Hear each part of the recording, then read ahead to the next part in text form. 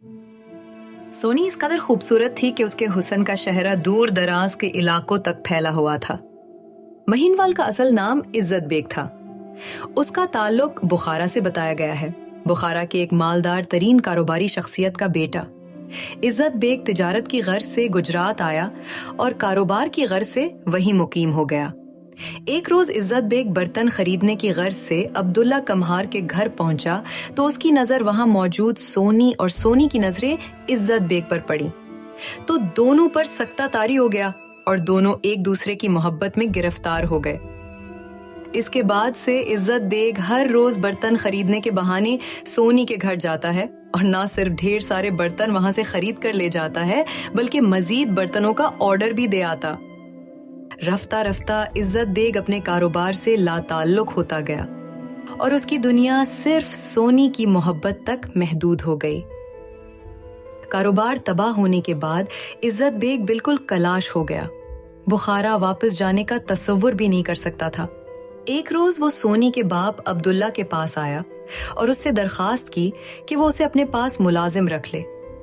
अब्दुल्ला कम्हार को भी दीगर कामों के लिए एक मददगार की जरूरत थी। उसने उसे अपने पास मुलाजिम रख लिया। मुलाजमत मिलने के बाद इज्जत बेग सोनी के घर के करीब ही रिहाइश इख्तियार कर लेता है और अब्दुल्ला के मवेशियों को चराने का काम शुरू कर देता है। क्योंकि इस इलाके में चरवाहे को महीनवाल के नाम से पुकारा जाता था, इसलिए इज्जत बेग भी महीनवाल के नाम से मशहूर हो गया और लोग इसका असल नाम भूलते गए। अब्दुल्ला कम्बार की मुलाजमत मिलने के बाद उसकी सूनी से कुर्बत बढ़ती गई और एक वक्त ऐसा आया कि सूनी और महीनवाल के इश्क व मोहब्बत की दास्तान ना सिर्फ सूनी के बाप बल्कि दूर दराज के इलाकों तक जा पहुंची। बदनामी के खौफ से कम्बार अब्दुल्ला ने फौरी तौर से सूनी का रिश्ता अपने कबीले के रस्म व रवाज के मुताबिक अपने ही खानदान के एक नौजवान से तय कर दिया और थोड़े ही दिनों में इसकी शादी कर दी। सूनी रुखसत होकर अपने शौहर के साथ दरियाए चनाब के दूसरे किनारे पर वाक़े अपने शौहर के घर चली गई, जबकि महीनवाल इसी किनारे पर रह गया। उनके मिलाप के रास्ते में दरियाए चनाब की सरकश मौजें हायल थीं। क्योंकि वो कम बहार की बेटी होने के नाते मट्टी के ज़रूफ बनाने में महारत रखती थी, इसलिए उसने दरिया के दूसरे किनारे तक पहुंचने के लिए पक्की मट्टी से एक घड़ा तैयार किया।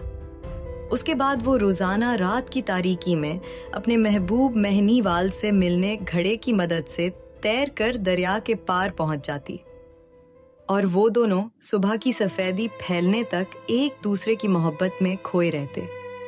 दोनों छुप छुप कर मिलते रहे और काफी अरसा गुजर गया, लेकिन ये बात छुपी न रह सकी। एक मर्तबा सोहे की नंद को पता चल गया कि सोनी रोजाना रात को अपने महबूब से मिलने दरिया के दूसरे किनारे पर जाती है। उसे ये भी मालूम हो गया कि सोनी, जो खुद तैरना नहीं जानती, मट्टी के मजबूत घड़े की मदद से दरिया पार करती है। इसने अपनी भाभी के खिलाफ एक खौफनाक साजिश की। वो खुद भी कंभार खानदान से ताल्लुक रखती थी और मट्टी के बर्तन बनाने के फन से वाकिफ थी। इसलिए इसने इंतहाई महारत के साथ कच्ची मट्टी का घड़ा उस अंदाज में बनाया जिसमें सोनी के बनाए हुए घड़े से कोई फर्क नहीं था कि इसको पहचान सके। एक रोज वो सोनी के बनाए हुए पुख्ता घड़े की जगह कच्चा घड़ा रख देती है। सोनी, जो इस बात से बेखबर होती है, अपने महबूब की मोहब्बत से बेकरार होकर वही कच्ची मट्टी का घड़ा उठाकर उसकी मदद से दरिया में उतर जाती। उस घड़े की सूरत में अपनी मौत का सामान लेकर जा रही है।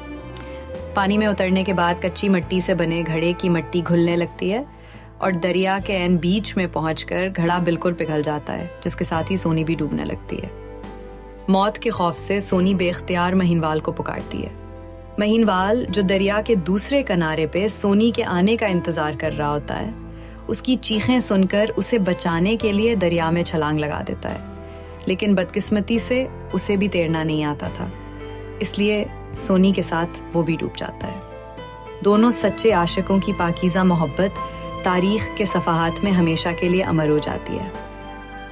एक रवायत के मुताबिक सोनी और महीवाल का मज़ार सिंध के इलाके शहदादपुर में मौजूद है, جہاں سے کبھی دریا سندھ پاس سے گزرتا تھا، اور سندھ کے شہر شہداد پور میں مائی سوہینی علاقے میں سونی کا مزار ہے۔ فضل شاہ نے پنجاب میں اس قصے کو اپنی طویل نظم سونی ماہیوال لکھ کر کیا۔ انہوں نے اس کے علاوہ ہیر رانجھا، لیلا مجنو اور دیگر قصے بھی لکھے۔ سونی ماہیوال کی محبت کی کہانی نے جدید گانوں پر بھی اثر ڈالا۔ پنجاب کا مشہور گانا سونی ماہیوال کی محبت کی کہانی پر مشتمل ہے۔ سونی گھڑے نو آکھتی اج مینو یار ملا گھڑیا، اور شاید آپ میں سے بہت سے لوگوں نے کوک اسٹوڈیو کا وہ گانا پارچنا دسے کلی یار دی بھی سنا ہوگا، جو کہ اسی کہانی پر بنا ہوا ہے۔